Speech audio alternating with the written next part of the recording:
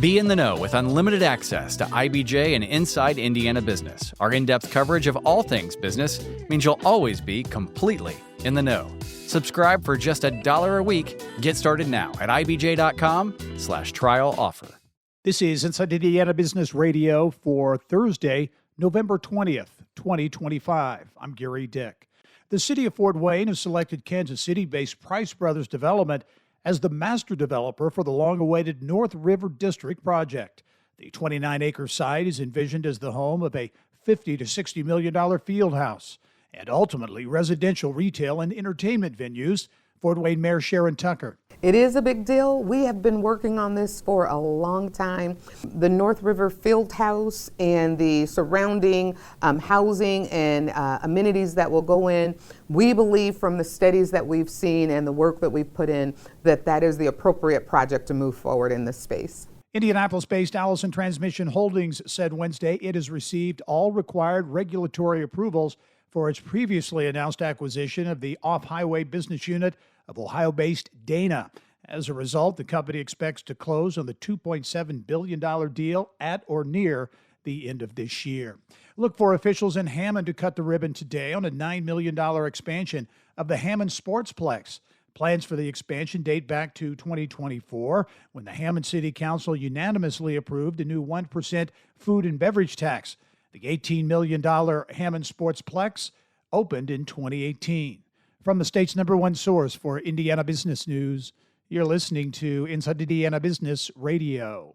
Central Indiana is on the move, and the next big conversation is happening in Indianapolis. Join business and community leaders at Innovate Central Indiana, a powerful morning of ideas, innovation, and insight. Join us at the Westin in downtown Indy, December 11th. All part of our Innovate Indiana series presented by Indiana University and Old National Bank. RSVP now at ibj.com/innovate. An industrial equipment supplier has sued an Elkhart machine manufacturer, alleging the Indiana company had failed to pay commissions for years. DSI Machinery, a Michigan company involved in industrial equipment sales, filed its complaint on November 13th in the Elkhart Superior Court. The complaint alleges Tube Form Solutions, an Elkhart manufacturer and distributor of tube forming machinery, has failed to pay DSI its agreed-upon 10% commission rate for DSI's services as Tube Form Solutions executive sales representative for areas in Michigan, Indiana, and Ohio. According to the complaint, the two companies entered into the exclusive sales representative agreement in January 2019. Under the agreement, DSI is entitled to a 10% commission on the net amount charged by Tube Form Solutions. DSI says that in 2019, it secured numerous sales for Tube Form Solutions products and issued timely commission statements. However, DSI alleges Tube Form Solutions has failed to pay DSI the full commission owed under their agreement, now amounting to at least $259,000. DSI requests the court to award them the commission owed along with court fees. Our partners at the Indiana Lawyer did not receive a response to a message left with Tube Form Solutions seeking comment. Alex Brown, Inside Indiana Business Radio. Eli Lilly and Company says it plans to open a new Lilly Gateway Labs site in Philadelphia, all part of a broader effort to help foster biotech startups and innovation. It will occupy space in a life sciences facility in Philadelphia's downtown Center City District. A Lilly spokesperson tells IBJ the goal is to have companies identified and occupying the space at the facility as soon as the first quarter of next year. The U.S. Labor Department said Wednesday it will not be releasing a full jobs report for October because of the 43-day federal government shutdown. Instead, it will release some of the October jobs data along with the full November jobs report, December 16.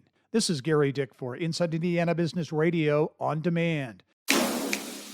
What happens when a basketball superstar changes the course of an entire city? I'm Mickey Shuey, and in Beyond Clarkonomics, we tell the story of how Caitlin Clark's arrival to the Indiana Fever sparked more than just sold-out arenas. It's rewriting Indianapolis' long-term strategy for sports, downtown growth, and women's leadership.